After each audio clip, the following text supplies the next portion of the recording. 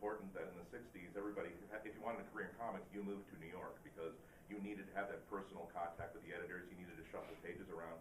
But now, Marvel is listing people from South America, from Europe, from everywhere. Do you think that the lack of face time between contributors might have any sort of a positive or negative influence on how the stories get told? No, I think the people in other countries that draw comics usually do it because they've read the American comics, they've read our comics, and that made them interested in learning how to do them themselves. Obviously, some writers and artists will bring a new sensitivity to the stories depending on where they're from.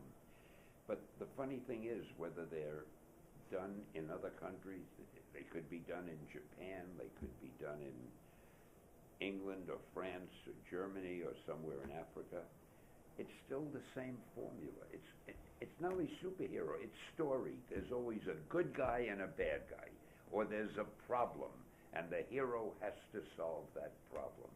And that's always the same. That's worldwide. I think I hedged my way out of that one. Well, go ahead. Great. Your characters over the years have really just become so ingrained in American pop culture and overseas. In some countries, they've actually, if you look at Spider-Man, for instance, it actually comes to represent America in many cases. First of all, do you agree with that? And second of all, do you actually see that phenomenon ever really occurring in the comic space again? Well, as far as me agreeing with it, I'm not going to disagree with anything that you people who are writing articles about us have to say. I don't want to antagonize you.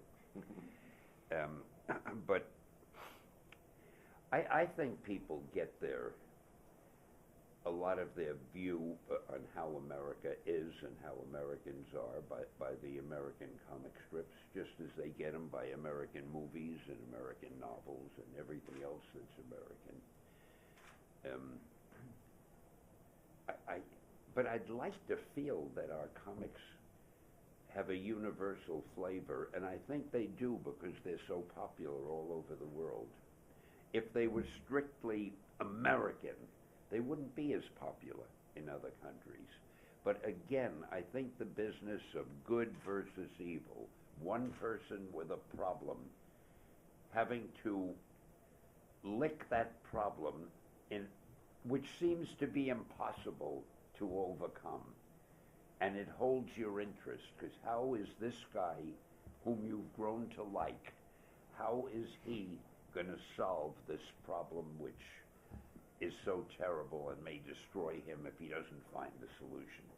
So that's a universal thing, and stories like that are done all over.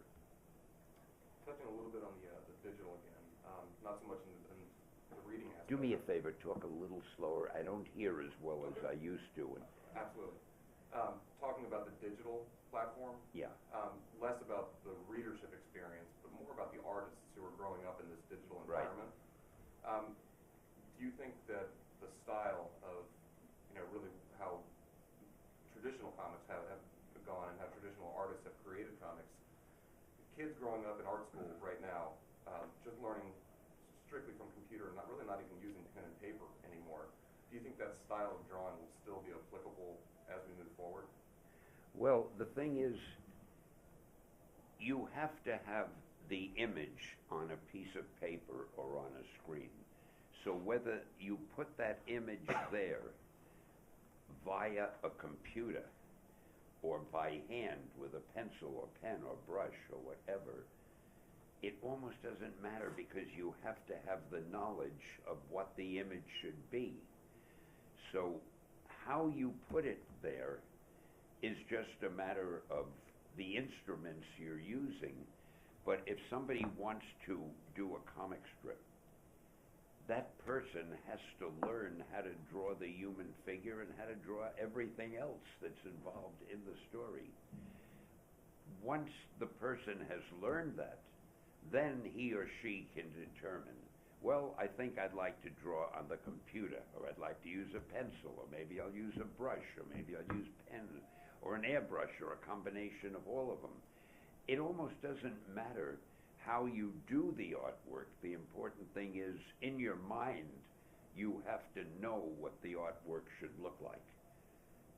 If you can't draw a human figure, it doesn't matter how good you are with a computer, you won't be able to, unless you have a program that does a human figure for you, and they have those things too. But then you've got to figure out how to work it and how to move the figure, and it's always a matter of taste, and the artist always has to have that taste, and some artists will always have better taste than others. You know, I never realized I'm so incredibly knowledgeable. You know, I'm guessing with half of these answers. I don't know what the hell. Well, back to my readers, I want to ask, is there any superhero that you wish you would have thought of? Oh, sure, I wish I had thought of everybody. I wish I had thought of Superman and Batman and James Bond, and sure. I hate to think that other guys got in there ahead of me. Okay, and then, let's see. Which Marvel character are you most proud of? I'm proud of all of them. I really like them all. Some people, you know, some sell better than others, but I like Doctor Strange as much as I like Thor. I love the Silver Surfer. I like the Fantastic Four. I think Spider-Man is great. I thought I was incredibly clever when I did a Thunder God.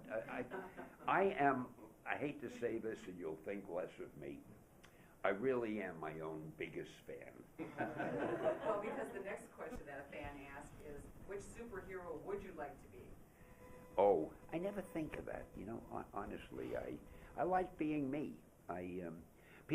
Another question people always ask me is, what power would you like to have if you could have one?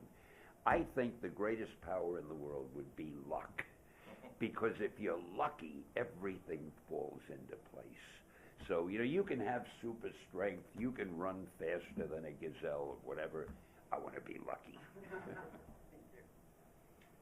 You know, since the 80s, certainly, the pendulum has swung and comics have gotten fairly dark and more adult-oriented, often at the expense of younger audiences, which is something you did well. You know, when I was younger, that's how I got to, that was my gateway drug into comic books. Do you feel, especially now that you're tackling for Boom Studios and some other projects, do you still target the kids? I mean, how do you still, what's your target audience?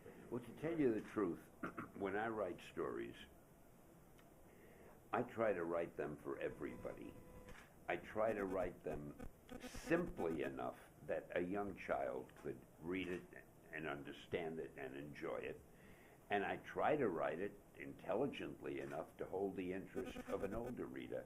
I have never tried to do anything that a parent would say, I don't want my child to read this. Because, not that I'm a nice guy, but I'm greedy. I want everybody to buy my stories. So I know comics have gotten a little darker now.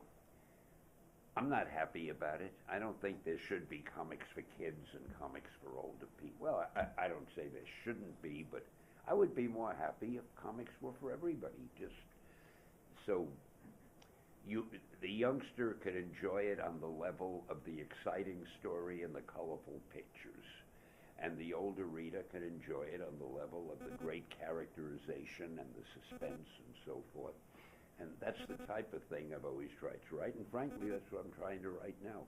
I never think of a particular age group.